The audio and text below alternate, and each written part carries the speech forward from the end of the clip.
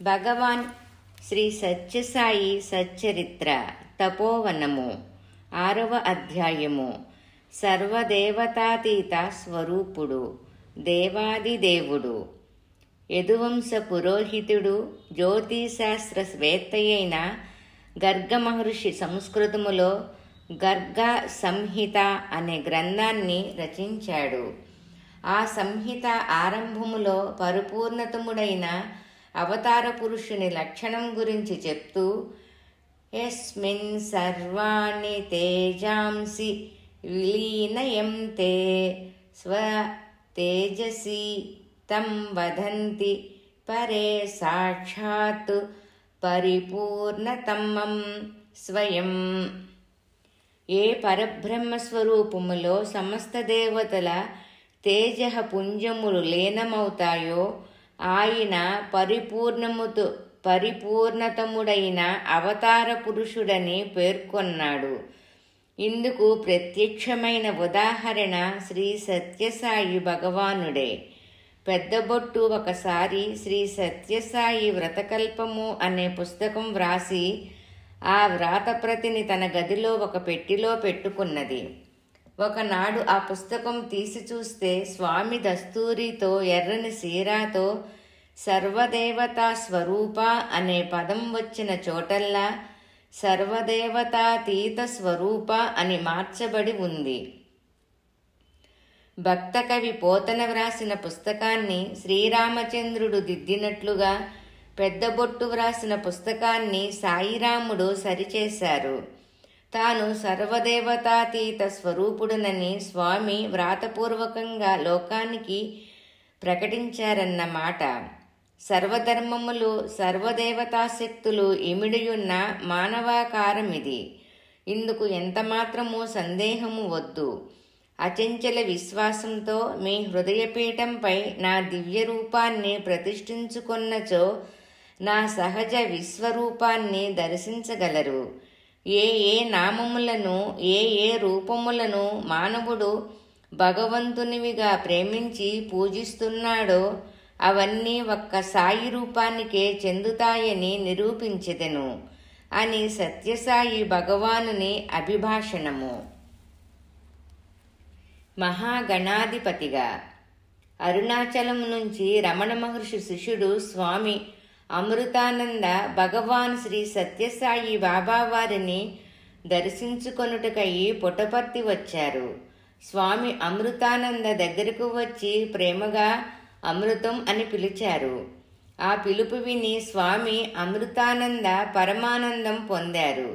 కారణం, రమణ మహర్షి తనను ఆప్యాయతతో అనురాగంతో ఎలా సంబోధించేవారో సరిగ్గా అలానే ఉన్నది సాయినాథుని పిలుపు.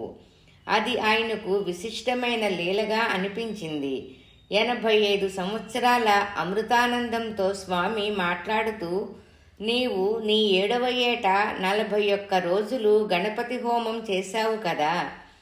ఓం శ్రీం హ్రీం క్లీం గ్లీం గ్లాం అనే బీజాక్షరాలతో కూడిన మంత్రాన్ని రోజుకు 1000 సార్లు జపిస్తే అగ్నికుండంలో ఆహుతులను వ్రేల్చావు కదా. ఆ యాగం వల్ల ఎటువంటి ఫలితం లభిస్తుందని శాస్త్రాలలో చెప్పబడింది. శాస్త్రోక్తంగా ఆ హోమం పరిసమాప్తి చేసిన వారికి మహాగణపతి ఆ హోమగుండములో నుంచి సువర్ణ ఛాయతో గజవదనంతో వెలువడి దివ్య దర్శనం ప్రసాదించి పరమానందాన్ని కలిగిస్తాడని శాస్త్రాలలో ఉన్నది కదా. అటువంటి దర్శనం నీకెప్పుడైనా కలిగిందా అని అడిగారు. అప్పుడు అమృతానంద సత్యసాయినాథునితో, స్వామి, అప్పుడు నేను 7 సంవత్సరాల బాలుణ్ణి కదా. కేవలం హోమం చేత ఆహుతుల సంఖ్య చేత మహాగణపతి దర్శనం సాధ్యమవుతుందా అన్నారు. ఆ మాట విని సత్యసాయినాథుడు, ఆ జప హోమాదుల ప్రభావం చేతనే నీవీ వయసులో ఇక్కడకు రాగలిగావు. ఇదిగో ఆ హోమఫలం నీకిప్పుడు లభింపబోతున్నది. శాస్త్ర ప్రమాణాలు ఎప్పుడూ వ్యర్థం కావు అంటూ అమృతానందను తన వైపు చూడమన్నారు. అప్పుడు సత్యసాయి భగవానుని స్థానములో సువర్ణకాంతులతో మిరమిట్లు గొలిపే శ్రీ మహాగణాధిపతిని అమృతానందులు దర్శించి దివ్యానుభూతిని పొందారు.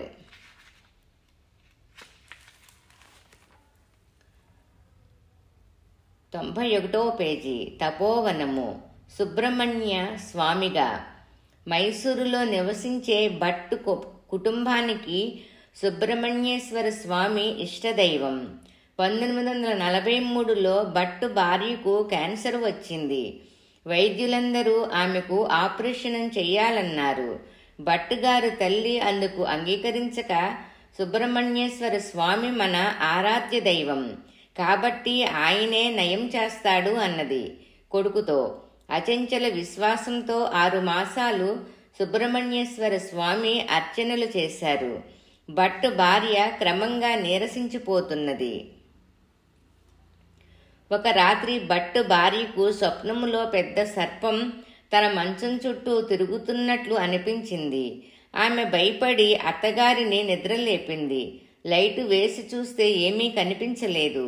మరలా కొంతసేపటికి స్వప్నములో ఆ మహాసర్పం కనిపించి సుబ్రహ్మణ్యేశ్వరి స్వామి రూపములో సాక్షాత్కరించి ఆమె ఛాతీ మీద త్రిశూలంతో గుచ్చి ఆమెను ఎక్కడికో తీసుకొని వెళుతున్నట్లు ఆమెకు స్పష్టంగా అనిపించింది. ఆమెను ఒక పర్వత శిఖరాగ్రానికి తీసుకొని వెళ్ళగా అక్కడ ఆమె షణ్ముఖుని పాదాల మీద పడగా అప్పుడు సుబ్రహ్మణ్యేశ్వర స్వామి ఆమెతో, ఇక్కడ ఉంటావా, తిరిగి వెళతావా అని అడిగినట్లు, ఆమె తన భర్తను పిల్లల్ని తలుచుకొని ఇంటికి వెళతాను అన్నట్లు, అప్పుడు సుబ్రహ్మణ్యేశ్వర స్వామి, నీ వ్యాధి నయమైంది, వెళ్ళు, ఎప్పుడూ నిన్ను కాపాడుతూనే ఉంటాను అని సన్నని అందమైన మెట్ల మీద నుంచి ఈ లోకానికి పంపినట్లు అనుభవం కలిగింది. ఆనాటి నుంచి ఆమె ఆరోగ్యం బాగుపడింది. ఆమె పూజలతో పాటు చేతనైనంత వరకు దీనులకు సేవ చేస్తూ ఉన్నది. ఈ సన్నివేశం జరిగిన 20 సంవత్సరాల తర్వాత భట్టు దంపతులు పుట్టపర్తి వచ్చి మొదటిసారిగా సత్యసాయి పరమాత్ముణ్ణి సందర్శించారు. వారికి స్వామి ఇంటర్వ్యూ ఇచ్చి ఆమెతో, నేను నీతో 20 ఏళ్ల క్రితం ఒకసారి మాట్లాడాను అన్నారు. ఆమె ఆశ్చర్యంతో, లేదు స్వామి, ఇదే ప్రథమం దర్శనం అన్నది. లేదు స్వామి, ఇదే ప్రథమ దర్శనం అన్నది. అప్పుడు స్వామి, కాదు, మీరు మైసూరులో ఉండగా వచ్చాను అని ఆమె క్యాన్సర్తో బాధపడే రోజుల్లో ఏ వీధిలో ఉండేవారో ఆ వీధి పేరు చెప్పారు బాబా. వీధి పేరు నిజమే కాని స్వామి, వచ్చింది ఎప్పుడు, నాతో మాట్లాడింది ఎప్పుడు అనుకున్నదామె. ఇంటర్వ్యూ గదిలో నుంచి మేడపైన ఉండే స్వామి గదికి 18 సన్నని అందమైన మెట్లున్నాయి. వాటిని చూడగానే ఆమె ఉక్కిరి బిక్కిరి అయ్యింది. కలలో సుబ్రహ్మణ్యేశ్వర స్వామి తనను ఈ మెట్ల మీద నుంచే ఈ లోకానికి తిరిగి పంపినట్లు ఆమె పోల్చుకున్నది. ఇంతలో స్వామి హస్తచాలనం చేసి సర్పాలంకృతుడైన రథారూఢుడైన సుబ్రహ్మణ్య స్వామి రూపాన్ని సృష్టించి ఇచ్చారు. కరుణామయుడైన బాబా తాము నిత్యం కొలిచే షణ్ముఖుడేనని అనుభూతి కలిగి ఆమె బాబా పాదాలను ఆనంద బాష్పాలతో అభిషేకించింది.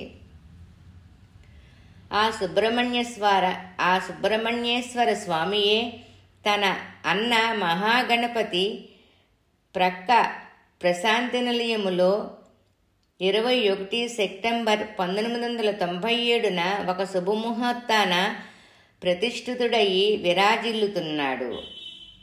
92వ పేజీ. తపోవనము. పరమశివునుగా. ఒకనాడు బళ్ళారి నుంచి మున్సిపల్ చైర్మన్ రామరాజు అనే ఆయన ఉరవకొండ వచ్చి సత్యాన్ని దర్శించుకున్నాడు. ఆ రోజుల్లో సత్యాన్ని రాజు అని పిలిచేవారు. రామరాజు శేషమరాజు చూసి, ఈ పిల్లవాణ్ణి ఈ సెలవులలో బళ్ళారిలో మా ఇంట్లో పెట్టుకుంటాము. శేషమరాజు, నీవు ఈ బాలుణ్ణి సామాన్యమైన బాలునిగా భావిస్తున్నావు. కాదు కాదు, ఇతని ముఖవర్చస్సు పవిత్రత నా హృదయాన్ని కదిలించి కరిగించి వేస్తున్నవి. ఇతనిలో ఒక మహోత్తరమైన దివ్య తేజస్సు కనిపిస్తున్నది. నీవు కూడా కొన్నాళ్ళు అబ్బాయితో వచ్చి మాతో ఉండు అని ప్రార్థించాడు. ఆ విధంగా వెళ్ళి రావటం వల్ల సత్యానికి కాస్త మనసు బాగుంటుందని భావించి శేషమరాజు అంగీకరించాడు. రామరాజు అందరినీ బళ్ళారికి తీసుకుని వెళ్ళాడు. అక్కడ నుండి ఒకనాడు హంపి విరూపాక్షిని ఆలయం చూసి వద్దామని ఆయనతో సత్యంతో పాటు అందరినీ బయలుదేరదీశాడు. అంతా హంపీలోని విరూపాక్ష దేవాలయం చేరి లోపల ప్రవేశించారు. సత్యం మాత్రం తనకు కడుపులో సరిగా లేదని లోపలకు రాకుండగా బయటనే నిలబడి ఉన్నాడు. ఆలయములో పూజారి హారతి ఇస్తున్నప్పుడు గర్భగుడిలో విరూపాక్షునికి బదులుగా అందరికీ సత్యమే కనిపించాడు. ఆ దృశ్యం చూసేటప్పటికీ శేషమరాజుకు చాలా కోపం వచ్చింది. సత్యం తాను గుడి లోపలకు రానని చెప్పి ఎప్పుడో వెనక నుంచి వెళ్ళి విగ్రహం వెనక నిలబడ్డాడు. ఇది ఎంత తప్పు అని అనుమానం వచ్చి ఆలయం బయటికి వచ్చి చూశాడు. సత్యం ఒక చెట్టు క్రింద నిలబడి ఉన్నాడు. అప్పటికి అనుమానం తీరక సత్యం లోపలికి వెళ్లకుండగా తాను చూస్తూ నిలబడి మరొకరిని గుడిలో మరలా చూసి రమ్మని పంపాడు. సత్యం గుడి లోపల బయట కూడా ఉన్నాడని తెలుసుకొని విస్మయం చెందాడు. అంతర్బహిచ్చత సర్వం వ్యాప్య నారాయణ స్థితః అన్నట్లు ఈ సత్యనారాయణుడు అంతటా ఉన్నాడని వారికి అర్థమైంది. అప్పటికి భగవాన్ బాబా ఇంకా తన అవతారమును గురించి ప్రకటించలేదు కూడా. వారందరూ ఆనందంతో గుడి లోపల నుంచి బయటకు వచ్చి సత్యం ముఖారవిందం చూశారు. కానీ సత్యం ఏమీ ఎరుగనట్లుగానే ఉన్నాడు. భగవాన్ బాబా భస్మోద్భవకరుడని ప్రతినిత్యం స్వామి సృష్టించి విభూతి ప్రసాదించే సన్నివేశం చూస్తే తెలుస్తూనే ఉంది. కొన్నాళ్లు శివరాత్రి పర్వదినాలలో బాబా షిరిడీనాథునికి ఖాళీ వెండి పాత్ర నుంచి అక్షయ విభూతిని సృష్టిస్తూ అభిషేకం చేసేవారు. ఒకనాటి సన్నివేశం ఇలా జరిగింది. ప్రశాంతి నిలయ మందిరం చెంతనే ఖాళీ స్థలములో ఉన్న శాంతివేదిక మధ్య ఎత్తైన పీఠంపై షిరిడీ సాయినాథుని 4 అడుగుల ఎత్తైన వెండి విగ్రహాన్ని ఉంచారు. కస్తూరి గారు ఆ విగ్రహానికి ఒక ప్రక్క నిలబడి ఒక బిందెను విగ్రహంపై తలక్రిందులుగా పట్టుకున్నారు.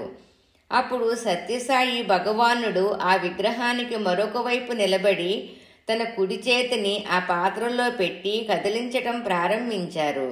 అంతే, ఇక విభూతి ఆ విగ్రహంపై కుప్పలు కుప్పలుగా పడసాగింది. తర్వాత కొంతసేపటికి బాబా ఎడమ చేతిని ఆ పాత్రలో పెట్టి కదపసాగారు. తర్వాత కొంతసేపటికి కుడి చేతితో ఈ విధంగా ఆ ఖాళీ పాత్ర నుంచి విభూతిని షిరిడీనాథునిపై అభిషేకంగా కురిపించారు. ఆ విగ్రహం పూర్తిగా విభూతితో నిండిపోయింది. భక్తులు ఆనంద పార్వస్యంతో అంతసేపు కరాళాధ్వనులు చేస్తూనే ఉన్నారు.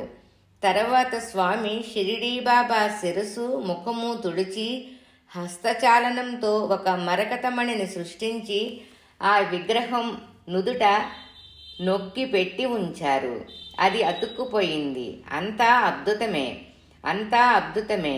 మనం చేయవలసినదల్లా ఆ అద్భుత తత్వములో, ఆ ఆనందములో లీనం కావటమే. ఆ శివరాత్రి నాడు లింగోద్భవ సంఘటన ఇలా జరిగింది. భగవాన్ బాబా దివ్యోపన్యాసం ఇస్తున్నారు. భక్తులంతా శ్రద్ధగా వింటున్నారు. అకస్మాత్తుగా బాబా ఆ ఉపన్యాసాన్ని సగంలోనే ఆపి కూర్చున్నారు. భక్తులు తారాస్థాయిలో భజన గీతాలను గానం చేయటం ఆరంభించారు. బాబాకు బాగా చెమటలు పడుతున్నాయి. టేబుల్పై ఉంచిన గ్లాసులోని నీళ్లను మాటిమాటికి త్రాగుతున్నారు. ఆయన ఉదరం నుంచి ఆత్మలింగం కదలికలు ఆరంభమయ్యాయి. బాబా నొప్పితో బాధపడుతున్నట్లు మెలికలు తిరుగుతున్నారు. భజన గీతాలు మారు మ్రోగుతున్నాయి. ఆ లింగం క్రమక్రమంగా పొట్టలో నుంచి పైకి ప్రయాణం చేసి చివరకు కంఠం దాకా చేరి నోటిలో నుంచి ఒక్కసారిగా బయటపడింది. బాబా దానిని దోసిట్లో పట్టుకొని తేజస్సుతో నిండిన ఆ లింగాన్ని అక్కడ చేరిన వేలాది భక్తులకు చూపించారు. నోటి నుండి ఆ లింగం నోటి నుండి ఆ లింగం వెలువడేటప్పుడు బాబా నోటి చివరలు చిట్లి రక్తం వెలువడింది కూడా. లింగోద్భవ సన్నివేశంలోని పరమార్థాన్ని గురించి చెప్తూ స్వామి, భగవతత్వాన్ని మీరు గ్రహించలేరు, ఆ దివ్యశక్తిని, ఆ మహత్యాన్ని మీరు ఇంతింతని కొలవలేరు. అది అగమ్యము, అగోచరము. మీ మధ్యనున్నది ఆ దివ్యతత్వమే అని మీరు గ్రహించటానికి నిదర్శనమే ఆ లింగోద్భవ దృశ్యం. ఇది మీకు అనుగ్రహంతో కూడుకొన్న గొప్ప అదృష్టము అని అన్నారు. 1974 ఫిబ్రవరిలో శివరాత్రి నాడు భగవాన్ బాబా తన నోటి నుండి ఆత్మలింగాన్ని ఉద్భవింపచేసి చూసి ఒక మహోత్తరమైన ప్రకటన చేశారు. వేదాలలో, ఉపనిషత్తులలో కపిలదేవుడు వర్ణించిన దశాంగుళ స్వరూపమైన ఆత్మలింగం ఇదే. ఈ పవిత్ర దర్శనం చేత మీ జన్మ సార్థకత చెందింది. మీకు తిరిగి జగత్తత్వ సంబంధమైన జనన మరణాలు లేవు. ఈ లింగం చుట్టుకొలత 10 అంగుళాలు. దీని లోపల జ్యోతి రూపములో కనిపించే త్రిశూలం ప్రతి 10 నిమిషములకొకసారి క్రొత్త క్రొత్త రంగులతో ప్రకాశిస్తూ ఉంటుంది అన్నారు.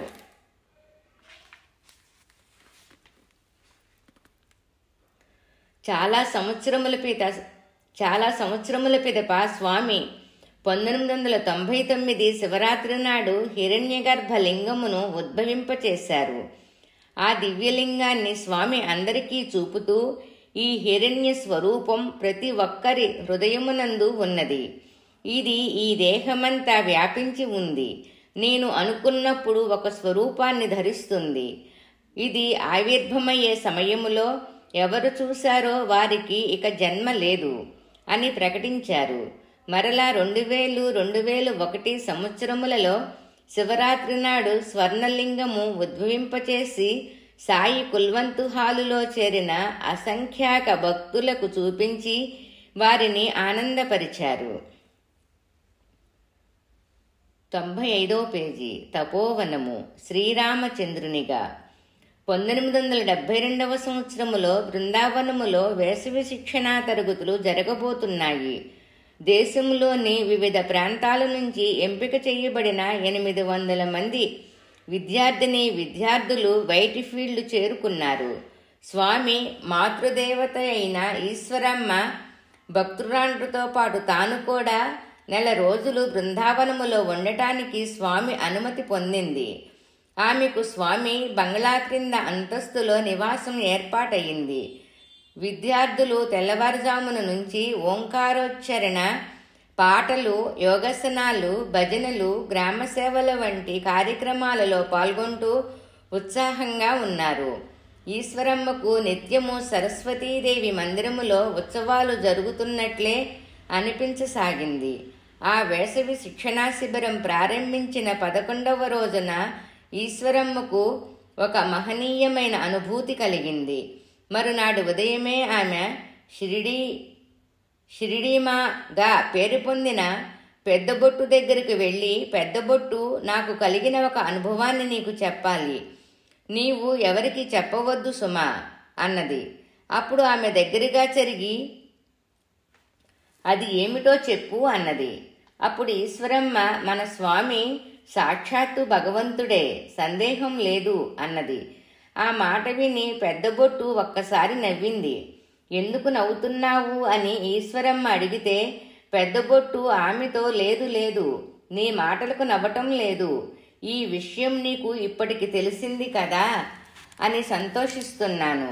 సరే, ఇంతకీ స్వామి భగవంతుడని నీకు ఎలా తెలిసింది అని అడిగింది. నాకు 4 రోజుల నుంచి జ్వరం తీవ్రంగా ఉన్నది. నీకు తెలుసు కదా, రాత్రి స్వామి నా దగ్గరకు వచ్చారు అన్నది ఈశ్వరమ్మ. కలలోనా అని అడిగింది పెద్దబొట్టు.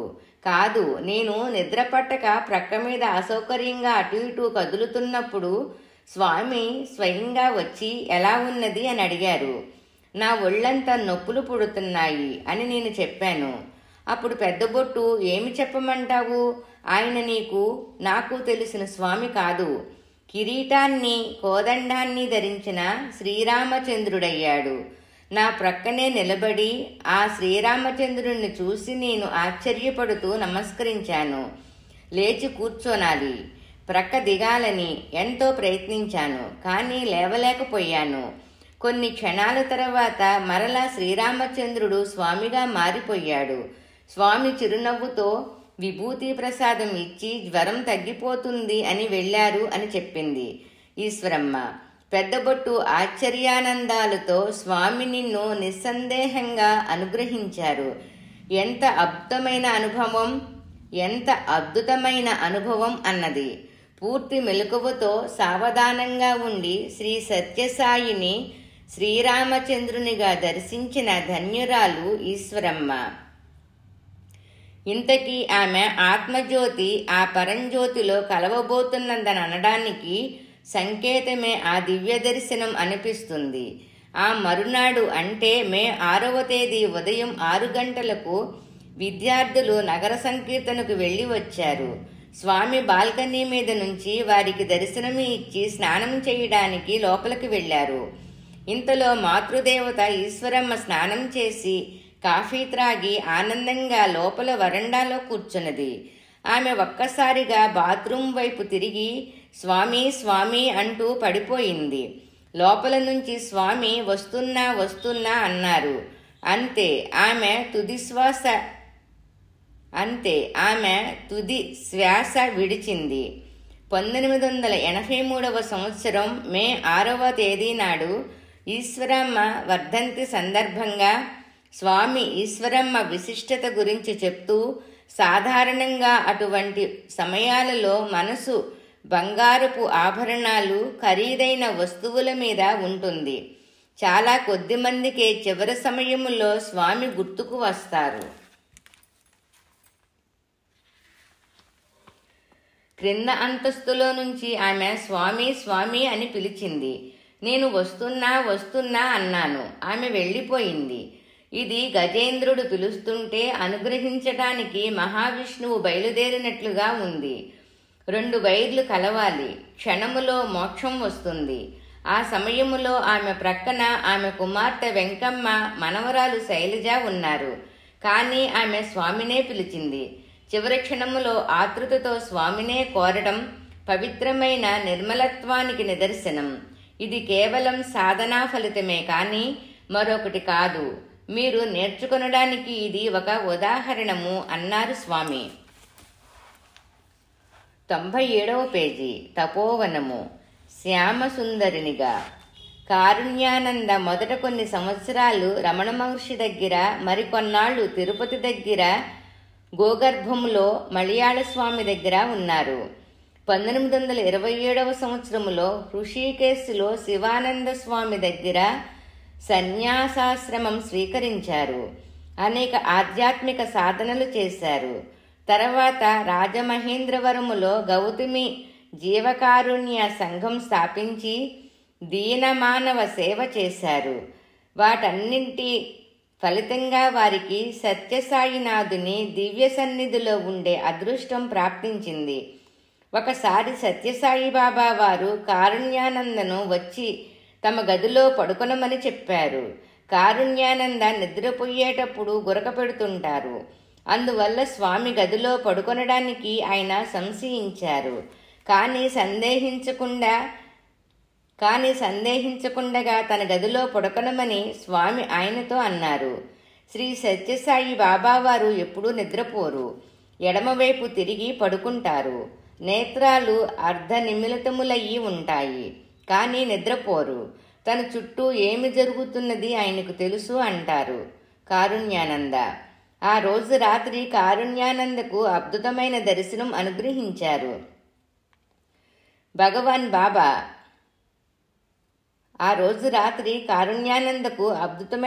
దర్శనం అనుగ్రహించారు భగవాన్ బాబా. స్వామి తమ శయ్యపై పవళించారు. కారుణ్యానంద క్రింద పక్క వేసుకొని పడుకున్నారు. కొంతసేపు గడిచింది. కారుణ్యానంద లేచి కూర్చొని స్వామి వైపు చూశారు. ఆశ్చర్యంగా అక్కడ స్వామి స్థానములో వినీలమైన కాంతితో అందమైన బాలకృష్ణుడు పవళించి ఉన్నాడు. కారుణ్యానంద ఆశ్చర్యానందాలతో ఆ దృశ్యం దర్శించాడు.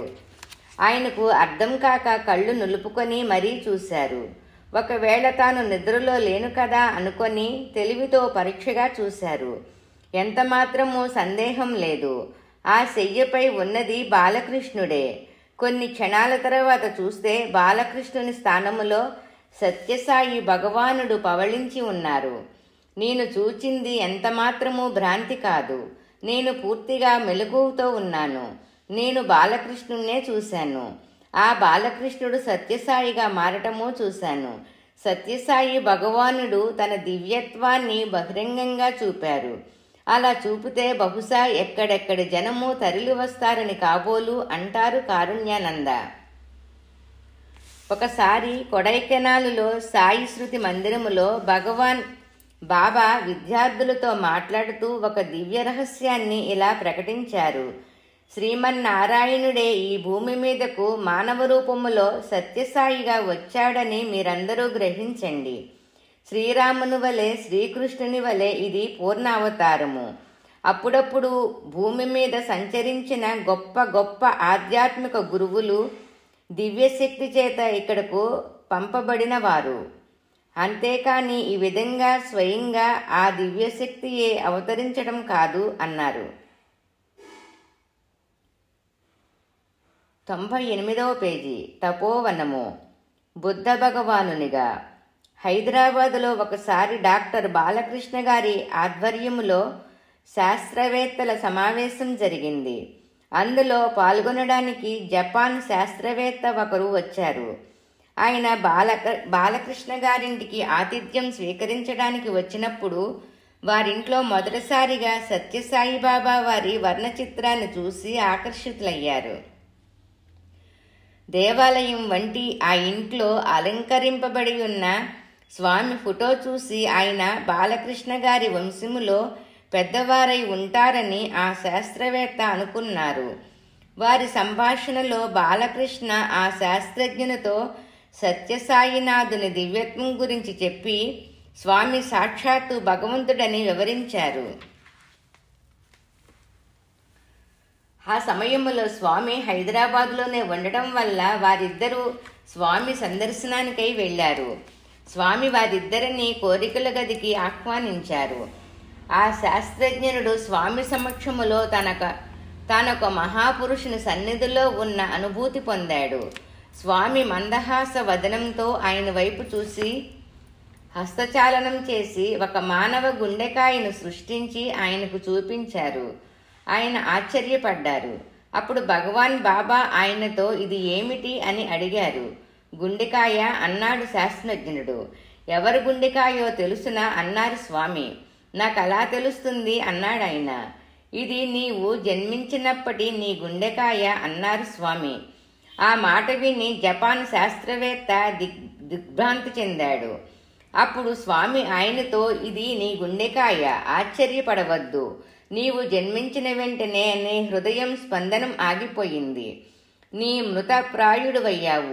నీవు మృతప్రాయుడువయ్యావు అంటే చనిపోయాడు. నీ శరీరం నీలవర్ణంగా మారిపోయింది. నీ తండ్రి వేదాంతి, దైవభక్తుడు. ఆయన నీ శరీరాన్ని నా పాదాల దగ్గర ఉంచి భగవాన్ సంతానం కోసం ప్రార్థిస్తే ఇటువంటి సంతానమా నాకు ప్రసాదించింది. ఈ మృత శరీరం నేనేమి చేసుకుంటాను అని ప్రార్థించాడు. అప్పుడు నేను నీ గుండెకాయను సరిచేశాను. నీవు పునర్జీవితుడువయ్యావు అన్నారు. నిజానికి ఆ శాస్త్రవేత్త వయసు భగవాన్ బాబా వయసు కంటే ఎక్కువ. తన తండ్రి తన మృత శరీరానికి ప్రాణం పోయమని అర్థించింది బుద్ధ భగవానుణ్ణి. తన గుండె గురించిన ఈ రహస్యం తనకు తన తల్లిదండ్రులకు తప్ప వేరెవరికీ తెలియదు. మేధావి అయిన శాస్త్రవేత్త వెంటనే ఆనాటి బుద్ధుడే ఈనాడు సత్యసాయి భగవానుని రూపములో అవతరించాడని తెలిసి ఆ శాస్త్రవేత్త వెంటనే ఆనాటి బుద్ధుడే ఈనాడు సత్యసాయి భగవానుని రూపములో అవతరించాడని తెలుసుకున్నాడు. 99వ పేజీ. తపోవనము. యేసుక్రీస్తుగా. అమెరికాలోని రోమన్ కాథలిక్ దంపతులు సత్యసాయి భగవానుని గురించి విని ఒకసారి పుట్టపర్తికి వచ్చారు. ప్రశాంతి నిలయములో దర్శనం సమయములో సాయినాథుని దివ్యమంగళ రూపం చూసి శక్తివంతమైన ఆధ్యాత్మిక తరంగాలు కలిగించిన అనుభూతిని పొంది వారు ఆనంద ఆశ్చర్యాలను పొందారు. స్వామి కళ్ళలోని కరుణకు, హృదయములోని ప్రేమకు ఆ దంపతులలో భర్త మాత్రం చెలించిపోయాడు. సాక్షాత్తు జీసస్సే ఈ రూపములో అవతరించాడని అతనికి దృఢమైన నమ్మకం కలిగింది. ఆ మాటనే అతడు తన భార్యతో కూడా చెప్పాడు. ఆ మాట విని ఆమె, ఏమిటి మీ మాటలు? మనం రోమన్ కేథలిక్ మతస్థులం. ఒక హిందువును చూసి మీరు జీసస్ అనటం ఎంతమాత్రం సరిగా లేదు. మీ ఉద్దేశం నాకు ఎంతమాత్రం అంగీకారం కాదు అన్నది. సత్యసాయి భగవానుని పట్ల ఆమె నిర్లిప్తంగా ఉంది. స్వామి ఒకనాడు వారిద్దరినీ ఇంటర్వ్యూ రూమ్ లోపలికి పిలిచారు. ఆ దంపతులలో భర్త మాత్రం పరమానందంగా ఉన్నాడు. భార్య నిరాసక్తిగా ఒక ప్రక్కన కూర్చొని ఉన్నది. ఇక ఇంటర్వ్యూ పూర్తి కావస్తున్న తరుణంలో అతడు, స్వామి, మిమ్మల్ని ఒక ఫోటో తీసుకొనవచ్చా అని ఎంతో వినయంగా అడిగాడు. అందుకు స్వామి సమ్మతించారు. అతడు ఫోటో తీసుకున్నాడు. తర్వాత ఆ దంపతులు తమ దేశం వెళ్లి ఆ ఫిల్మ్ కడిగించి చూస్తే అందులో కనిపించింది సత్యసాయి బాబా వారు కాదు, కరుణార్థమూర్తి అయిన యేసుక్రీస్తు. ఆ ఫోటో వారిని ఆశ్చర్యపరిచింది. సత్యసాయి రూపములో ఉన్న యేసుక్రీస్తును గుర్తించలేకపోయినందుకు ఆమె ఎంతో పశ్చాత్తాపం పొంది స్వామి భక్తురాలిగా మారిపోయింది. జీసస్ తాను మరలా వస్తానని ప్రకటించాడు కదా, కాబట్టి ఆ జీసస్ మీరేనా అని ఒక భక్తుడు అడిగినప్పుడు స్వామి అతనితో, జీసస్ తాను మరలా వస్తానని చెప్పలేదు, తనను పంపించిన ప్రభువు వస్తాడని చెప్పి అక్కడున్న ఒక గొర్రెను చూపించాడు. అది బాబా అని పలుకుతూ ఉంటుంది కాబట్టి ఆ పేరుతో వస్తాడని సూచించాడు. కానీ దానిని జీసస్ అనుయాయులు గ్రహించలేదు.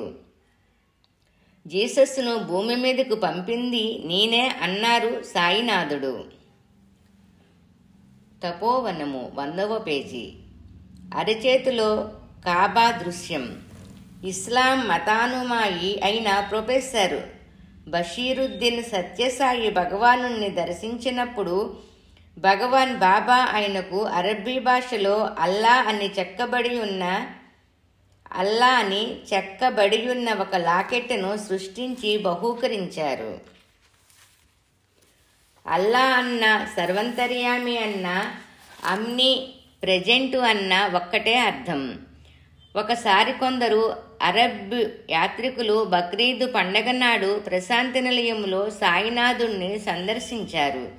అప్పుడు స్వామి వారిని కోరికల గదిలోకి పిలిచి వారిని తన అరచేతిని చూపించగానే అందులో అరేబియాలోని కాబా ముందు వేలాది ముస్లిం సోదరులు ఆ సమయములో మోకాళ్లపై నిలిచి ప్రార్థనలు చేస్తున్న దృశ్యం వారికి సాక్షాత్కరించింది. స్వామి సర్వదేవతా స్వరూపుడు కాదు, సర్వదేవతా అతీత స్వరూపుడనడానికి ఇవన్నీ నిదర్శనాలు. డాక్టర్ శాండ్విచ్ వంటి అనేక యూదులు బాబాకు అంజలి ఘటిస్తూ, నేను బాబాను భగవంతుని అవతారంగా నమ్ముతున్నాను. హిందూ, క్రైస్తవ, హిబ్రూ సాహిత్యములో చెప్పబడిన కథలు కేవలం కల్పిత కథలు కానే కావు. అవసరమైనప్పుడు తనకు తాను సృష్టించుకునే దైవశక్తి అందులో యథార్థంగా గోచరిస్తుంది అన్నారు. తపోవనము 101వ పేజీ. దత్తాత్రేయునిగా. 1978వ సంవత్సరంలో శివరాత్రి రోజున సత్యసాయినాథుడు ఊటీ నుండి బెంగళూరుకు కారులో వస్తున్నారు. వెనక కారులో కొందరు విద్యార్థులు, కొందరు భక్తులు ఉన్నారు. బెంగళూరులో స్వామికి ప్రతిరోజు ఆహారము వండిపెట్టే ధన్యురాలు శ్రీమతి రతన్లాల్ భాటియా కూడా ఆ బృందంలో ఉంది. సత్యసాయి భగవానుడు ఒకచోట కారు ఆపించి దిగి విద్యార్థుల అలసట తీర్చడానికై కొంతసేపు ఆధ్యాత్మిక విషయాలను ముచ్చటింపసాగారు. ఆ సమయములో తన గురించి సందేహస్పదుడయ్యున్న ఒక విద్యార్థిని చూసి, స్వామి, నా విషయం గురించి నీకింకా సందేహాలున్నాయి కదూ అని, నీ దగ్గర పోలారాయిడ్ కెమెరా ఉంది కదా, నన్ను ఒక ఫోటో తీయి, నా నిజస్వరూపం నీకు తెలుస్తుంది అన్నారు. భగవాన్ బాబా ఒక చోట నిలబడ్డారు. ఆ విద్యార్థి ఫోటో తీయడానికి సిద్ధమై ఉన్నాడు. అప్పుడు శ్రీమతి రతన్లాల్ భాటియా గబగబా ముందుకు వెళ్లి స్వామి అంగీ ముడతలను సరిచేయబోయింది. వెంటనే స్వామి గంభీరంగా దూరంగా పో అన్నారు. అలా అకస్మాత్తుగా పెద్దగా అనేటప్పటికీ ఆమె భయపడి దూరంగా వెళ్లి నిలబడింది. ఫోటో వచ్చిన తర్వాత చూస్తే ఆ ఫోటోలో 3 శిరస్సులతో బ్రహ్మ విష్ణు మహేశ్వరుల సమైక్య స్వరూపమైన దత్తాత్రేయుని ఆకృతి పడింది. ఇంకా ఆ ఫోటోలో దత్తాత్రేయుని చెంత 4 కుక్కలు 1 ఆవు కనపడ్డాయి. స్వామికి ఆ ఫోటో చూపించినప్పుడు స్వామి శ్రీమతి భాటియాతో నిన్ను దూరంగా ఎందుకు వెళ్ళమన్నానో చూసావా? అప్పుడు నాలో నుంచి అతి శక్తివంతమైన తరంగాలు వెలువడుతున్నాయి. వాటి తీక్షణతను నీవు తట్టుకొనలేవు అన్నారు. సత్యసాయి పరమాత్ముడు ఆ ఫోటో ద్వారా తాను సృష్టి స్థితిలయలకు మూలమైన అది దైవతమునని నిరూపించిన విశిష్టమైన ఘట్టమిది. 102వ పేజీ. తపోవనము. సర్వదేవతా శక్తులు ఇమిడియున్న మానవాకారమిది. సత్యసాయినాథుడు ఒక పర్యాయం ఇలా అన్నారు. నేను మీ మధ్య తిరుగుతూ మీలానే తింటూ మీతో మాట్లాడుతూ ఉంటే నన్ను సామాన్య మానవుణ్ణి చూసినట్లు చూసి భ్రమించి ప్రమాదాలకు లోనయ్యి మాయావాగురులో పడిపోతారు. కాబట్టి ఈ మాయలో పడకుండా సదా హెచ్చరికతో ఉండండి. నేను సహజ సిద్ధమైన నా మాయాజలంతో మీతో పాడుతూ మీతో మాట్లాడుతూ మీతో కర్మ కలాపాలలో పాల్గొంటూ మిమ్మల్ని భ్రమింపచేయవచ్చు. కానీ ఏ క్షణమునైనా నా దివ్యత్వాన్ని మీకు వ్యక్తీకరించవచ్చు. ఆ దివ్యగడియ కొరకు మీరు సదా సిద్ధంగా ఉండండి. సర్వధర్మములు సర్వదేవతా శక్తులు ఇమిడియున్న మానవాకారమిది. ఇందుకు ఎంతమాత్రమూ సందేహించవద్దు. ఏ ఏ నామరూపాలను మానవుడు భగవంతునిగా ప్రేమించి పూజిస్తున్నాడో అవన్నీ ఒక్క సాయి రూపానికే చెందుతాయని మాత్రము నిరూపించగలను. అందువలననే నా ఉపదేశాలలో అల్లా, జీసస్, యెహోవా, రామ, కృష్ణ, ఈశ్వర, సాయి నామములలో తేడా లేకుండగా అవన్నీ నాకే చెందుతాయంటున్నాను. భగవంతుడు మానవాకారము దాల్చి వచ్చినప్పుడు ఆయనను భగవంతునిగా చూడగలగడము చాలా కష్టము. మానవుడు అవతార పురుషుని భౌతిక దేహమును తన దేహముతో పోల్చి చూసుకొని తమ ఇద్దరి స్థాయి ఒక్కటేనని భ్రమలో ఉంటాడు. నిజానికి మానవ జాతి అంతా ఏకమయ్యి 1000 సంవత్సరాలు కఠిన తపమాచరించినప్పటికీ నా నిజతత్వాన్ని ఏనాటికి అర్థం చేసుకొనలేదు. ఈ పవిత్ర నామ రూపాలతో కూడిన దైవశక్తి యొక్క అనుగ్రహానికి పాత్రులైతే కొద్ది కాలంలోనే తెలుసుకొనగలరు. ఇటువంటి అవకాశం మీకు కలగటం ఒక గొప్ప అదృష్టము. గొప్ప గొప్ప ఋషులు, తాపసులు, యోగులు, మునులు పొందిన అవకాశం కంటే ఇప్పుడు మీకు కలిగించిన అవకాశం గొప్పది. మరిచిపోకండి. 103వ పేజీ. తపోవనము. స్వామి విశ్వవ్యాపకుడు. కాలిఫోర్నియాలో లైలా హోమర్ అనే దంపతులున్నారు. హోమర్ అక్కడ ఉపగ్రహ ప్రయోగ కేంద్రములో పనిచేస్తున్నాడు. 1972వ సంవత్సరములో ఒకసారి లైలా ఇంద్రాదేవి బృందంతో కలిసి సత్యసాయి పరమాత్మని దర్శనం కోసం పుట్టపర్తి వచ్చింది. సరిగా ఆమె భగవాన్ బాబా సన్నిధిలో ఉన్న రోజున ఆమె భర్త హోమర్ తన ఆఫీసులో అధికారులను సంప్రదించి పుట్టపర్తిని ఉపగ్రహం ద్వారా ఫోటోలు తీయాలని కోరాడు. భూమికి 200 మైళ్ళ ఎత్తున ఉపగ్రహం సంచరిస్తున్నప్పుడు పుట్టపర్తిని ఫోటోలు తీయడం జరిగింది. కానీ అంత ఎత్తు నుంచి ఫోటోలు తీయడం వల్ల కేవలం నలుపు తెలుపు చుక్కలు తప్ప భవనాలు, నగరాలు, పర్వతాలు ఏమీ కనిపించలేదు. లైలా పుట్టపర్తి నుంచి తిరిగి వచ్చి ఆ ఫోటోలు చూసి చాలా నిరుత్సాహపడి మధ్యతరగతి వాళ్లము, వీటికి $60 వృధా చేశారే అని బాధపడింది. కొన్ని సంవత్సరాల తర్వాత ఇంద్రాదేవి కుమార్తె వివాహానికి టికెటే వెళుతూ కొందరు సాయి భక్తులు వీరింటికి వచ్చారు. హోమర్ కాలిఫోర్నియాలో సాయి బుక్ సెంటర్ నడుపుతున్నాడు. అందులో రకరకాల స్వామి ఫోటోలు కూడా ఉన్నాయి. వాటిని చూసి వచ్చిన అతిథులు ముచ్చటపడుతుంటే వారికి తాను ఉపగ్రహం నుంచి తీసిన పుట్టపర్తి ఫోటోలు చూపించాడు. ఆ ఫోటోలను అందరూ ఆసక్తిగా చూడసాగారు. అందులో ఒక ఆమె ఒక ఫోటో చూస్తూ ఇదిగో సాయిబాబా అని పెద్దగా అరిచింది.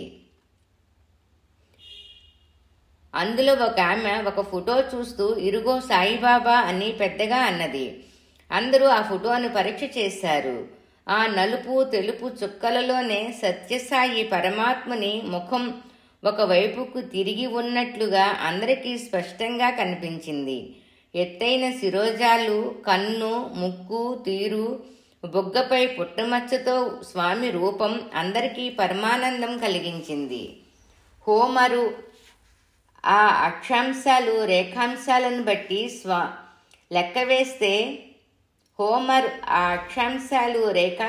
బట్టి లెక్కవేస్తే 40 మైళ్ళ పొడవు 20 మైళ్ళు వెడల్పు గల పరిధిలో స్వామి రూపం నిండి ఉన్నదని 40 మైళ్ళు పొడవు 20 మైళ్ళు వెడల్పు గల పరిధిలో స్వామి రూపం నిండి ఉన్నదని అతడు గ్రహించాడు.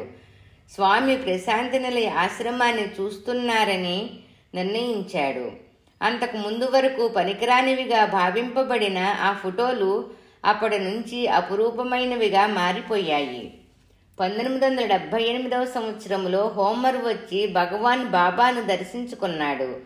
అతడు స్వామి శిరస్సు చుట్టూ ఉన్న తేజోవలయాన్ని వీక్షించాడు. భగవాన్ బాబాకు ఆ ఫోటోలు చూపించినప్పుడు బాబా చిరునవ్వు నవ్వి శ్రీకృష్ణుడు అర్జునునితో అన్నట్లుగా ఇవి నా అనంత మహిమలో అత్యుల్పములు అన్నారు. 104వ పేజీ. తపోవనము 6వ అధ్యాయము. నేతి నేతి పరమార్థము. యతో వాచో నివర్తంతే అప్రామ్య మనసా సహ ఆనందం బ్రహ్మణో విద్వాన్ నభిభేతి కృతిచ్చనేతి.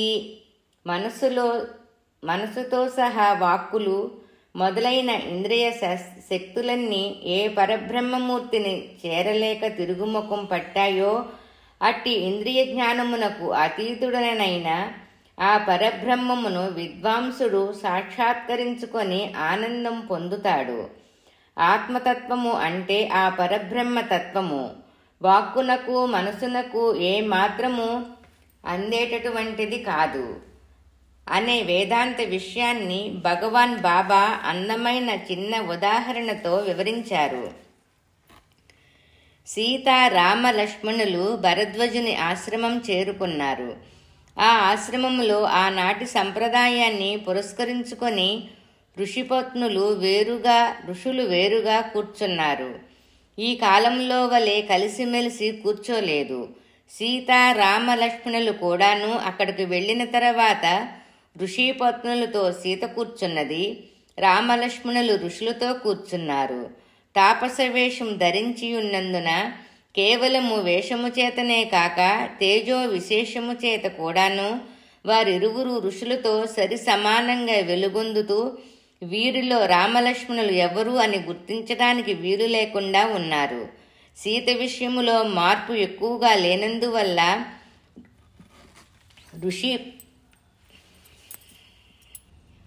ఋషిపత్నులు ఆమెను చూచిన తక్షణమే గుర్తించినారు. ఆమెను అనేక రకాలుగా ఆప్యాయంగా దగ్గరకు చేర్చుకొని క్షేమ సమాచారములు మాట్లాడసాగారు. సహజంగా స్త్రీలలో అతిభాష జాస్తి. అక్కడ ఋషులు వేదాంత ఘోషలో ఉన్నారు. ఆడవారు ఏవో గుసగుసలు మాట్లాడుతున్నారు. వారు సీతమ్మ దగ్గరకు వచ్చి, అమ్మా సీతాదేవి, తమ పతిదేవులు కూడా వచ్చినారా అని అడిగారు. అవును, నేను వారితోనే వచ్చాను. వారు ఋషులతో కూర్చున్నారు అని ఆమె సమాధానము చెప్పింది. అయితే వారిలో ఎవరు మీ వారు అని ప్రశ్నించారు. అంతమంది ఋషుల లోపల సీత పైకి లేచి ఫలానా వాడు నా భర్త అని చెప్పగలదా, చూపగలదా? ఆమె గౌరవమైనటువంటిది, మహాపతివ్రత. ఆమె తల వంచుకొని ఏమని చెప్పడానికి కూడా వీలు లేనటువంటి పరిస్థితిలో ఉన్నది. అయినా ఋషిపత్నులు ఊరుకుండలేదు. ఆ వెనుక చోటున్న కూర్చున్నవాడా, పలానా ఋషికోటువాడా, పలానా షర్టువాడా, పలానా టైట్ ప్యాంటువాడా, పలానా నల్లవాడా, పలానా తెల్లవాడా అని అనేక రకాలుగా చూపిస్తూ అడుగుతూ వచ్చారు. తన పతి కానటువంటి వారిని చూపించినప్పుడు నేతి నేతి, కాదు కాదు అని తల ఊపుతూ వచ్చింది సీతమ్మ. చివరకు శ్రీరాముని దగ్గరకు వచ్చేటప్పటికి సీత తల వంచుకున్నది. అక్కడ మౌనం వహించడము అతడే శ్రీరామచంద్రుడు అనడానికి గుర్తు. అదే విధముగా వేదము నేతి నేతి నేతి, ఇది కాదు ఇది కాదు ఇది కాదు అంటూ చెప్తూ వచ్చింది. ఆ పరబ్రహ్మతత్వం గురించి చెప్పేటప్పుడు సాక్షాత్తు ఆ పరబ్రహ్మతత్వం దగ్గరకు వచ్చేటప్పటికి వేదము మౌనం వహించింది. అందుకే మౌన వ్యాఖ్య ప్రకటిత పరబ్రహ్మతత్వం అన్నారు అని ఎంతో ప్రేమతో అందంగా విశదీకరించారు సాయినాథులు. సాధారణమైన అర్థములో ఆ విధంగా అందమైన సన్నివేశాన్ని చిన్న ఉదాహరణగా చెప్పినప్పటికీ ఈ నేతి నేతి అనే వేదాంత పదాలకు భగవాన్ బాబా మరొక పరమార్థం ప్రబోధించారు. నేతి నేతి అంటే ఇది కాదు ఇది కాదు అని అర్థం చెప్పటం సామాన్యమైనది. కానీ దానికి విశిష్టమైన అర్థం మరొకటి ఉన్నది. బ్రహ్మము సర్వవ్యాపకమైనటువంటిది. దాని పరిమాణము అనంతము, అది అవిచ్ఛిన్నము. అందువల్ల ఆ పరబ్రహ్మము గురించి చెప్పుకునేటప్పుడు నేతి నేతి అనే మాటలకు ఇదే కాదు ఇదే కాదు అని, ఇంతకన్నా ఇంకా ఎంతో ఉన్నది అనే అర్థాన్ని అన్వయించుకోవాలి అంటారు భగవాన్ బాబా. ఈ విధంగా ఈ గూఢార్థాన్ని అద్భుతమైన రీతిలో ఇలా చెప్పటం వల్ల దాని పరిధి సువిశాలమయ్యి గంభీరమై గోచరిస్తుంది. స్థావర జంగమాత్మకమైన ఈ విశ్వమంతా ఆ పరబ్రహ్మము చేత నిండిపోయి ఉంది. ఆ పరబ్రహ్మము లేని చోటే లేదు. అటువంటప్పుడు ఆ పరబ్రహ్మ తత్వాన్ని గుర్తించే విషయములో ఇదా ఇదా అని దేనిని దర్శించి ప్రశ్నించుకున్నా ఇది కాదు ఇది కాదు అనటం కంటే ఇదే కాదు ఇదే కాదు అనే సమాధానమే విశ్వవ్యాప్త తత్వానికి అనంతతత్వానికి చక్కగా సరిపోతుంది.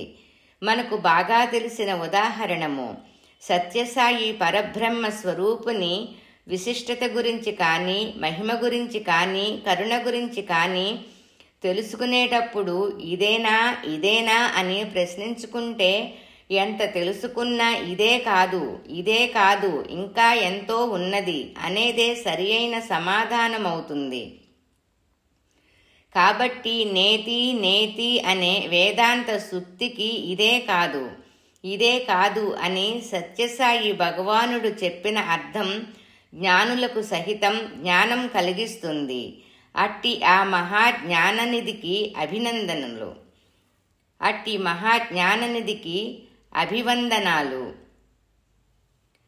ఓం శ్రీ సత్యసాయి పరబ్రహ్మణే నమః. శాంతి శాంతి శాంతి. 6వ అధ్యాయము సంపూర్ణం. శనివారం పారాయణం సంపూర్ణం.